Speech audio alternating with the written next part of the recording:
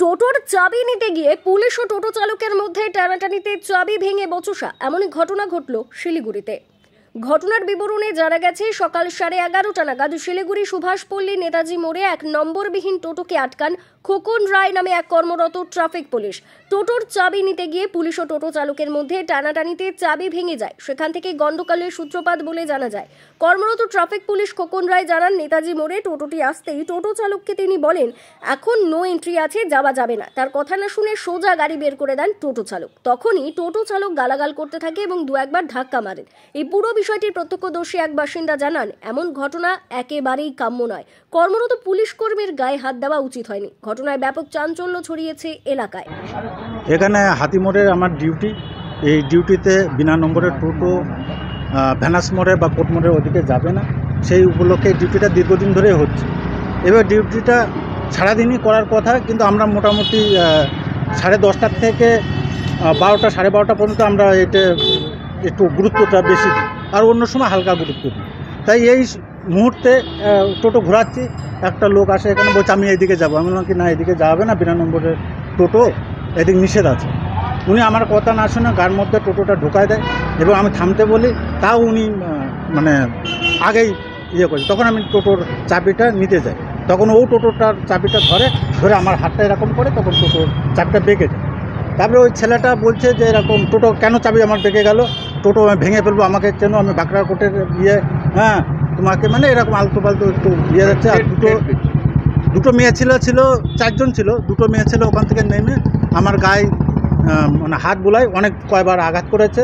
আঘাত করার পরে এখানে একটা পাবলিক, আমি নাম জানি না, যদিও উনি আমাকে সহযোগিতা করেছে, বলছে না পুলিশের গায়ে আপনি কেন হাত দিচ্ছেন, এই হিসাবে এইটুকু হয়েছে। কখন হয়েছিল এটা? আপনার হচ্ছে কি 11:30 এরকম টাইমে হবে, এরকমই হবে। হ্যাঁ, কাকে জানালো? থানাতে? আমি থানাতে জানাচ্ছি, আমাদের ট্রাফিক যে এসপি আছে, ডিএসপি, ওনাকে জানাইছি, থানাকে জানাইছি। ওনারা আসছিল, এসে টোটোটাকে নিয়ে গেল। আর মহিলা তো আমাদের এখানে লেডিস মহিলা নেই, মহিলা ছিল, ওনাকে অ্যারেস্ট করা হয়নি, উনি চলে গেছে ওইদিকে। কাউকে অ্যারেস্ট করা হয়নি এখন। মানে আপনার উপরে হাত এবং? হ্যাঁ, আমার উপরে অনেকবার আঘাত করেছে, দুটো মেয়ে ছিল।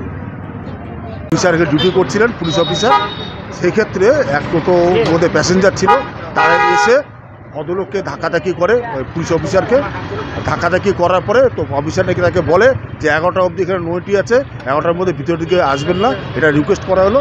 এবার টোটোওয়ালা নাকি ওই প্যাসেঞ্জারের তাগিদে প্রেশার দিয়ে ওনাকে ধাক্কা দেওয়া করার চেষ্টা করছে।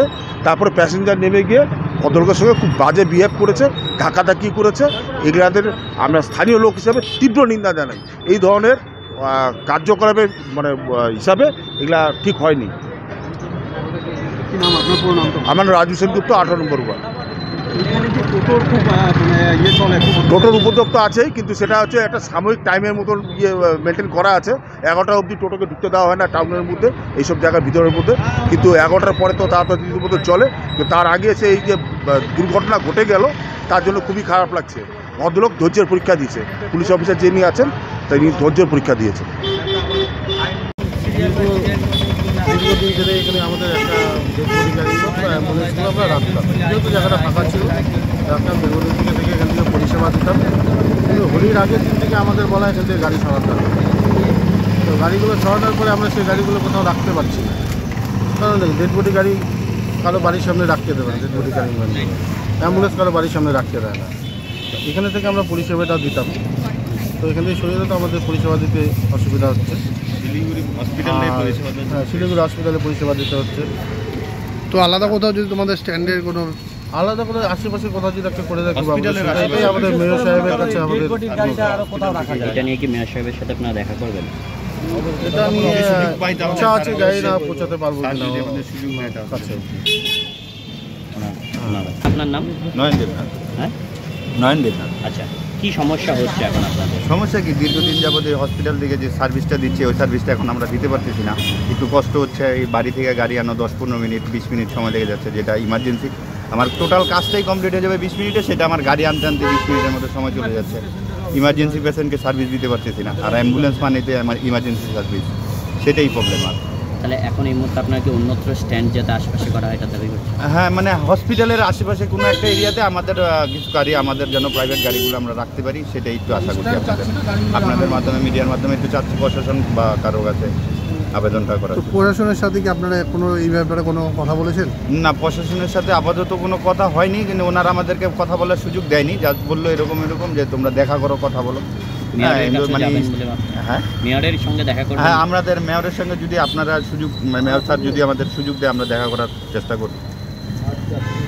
দাদা কি বলবো, এখন হসপিটাল তো আমাদের এই এরিয়াতেই, হ্যাঁ, এখানেই আমরা গাড়ি রাখতে না পারলে আমরা তো হসপিটাল ইমার্জেন্সি সার্ভিসটা দিতে পারছি না, কারণ কন্টিনিউ এখান থেকে যেখানেই বলুন, হসপিটালটা হচ্ছে শিলিগুড়ির পুরো সেন্টার, এখান থেকে গাড়িটা যখন আমাদের বের হয় তখন যে কোনো এরিয়াতে আমরা 5-10 মিনিটে ঢুকে যেতে পারি। এবার গাড়িটা যদি আমার বাড়িতে রাখি, ওকে এরিয়া থেকে আমাদের পুরো শিলিগুড়িটা কাভার দেওয়া হচ্ছে না, ওটার জন্যই আমরা বলতেছি আমাদের যেহেতু এখানটা ভিতরে পার্কিংটা এখন আপাতত বন্ধ আছে কিছুদিনের জন্য, এই বাইরে আমাদের পার্কিংটা যেন। তো এইখানে তো আগে রাস্তার পাশে গাড়ি থাকতো, তোমাদের অ্যাম্বুলেন্স থাকতো, এখন কি সমস্যা হচ্ছে? এখন এই যে রাখতে দিচ্ছে না অ্যাম্বুলেন্সগুলো এখন রাস্তার পাশে, কিন্তু রাস্তার পাশে দেখা যাচ্ছে টোটো তো স্ট্যান্ড হয়ে রয়েছে। হ্যাঁ, সেই বিষয়ে কি বলবো? টোটো এখন ওদের তো কন্টিনিউ গাড়ি আসতেছে যাচ্ছে, এদেরকে একজনকে বলে একজন সরে যাচ্ছে, আরেকজন চলে আসছে।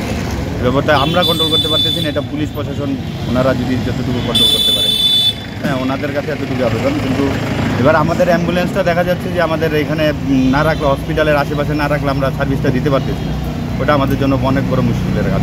তোমার নাম? নয়ন দেব।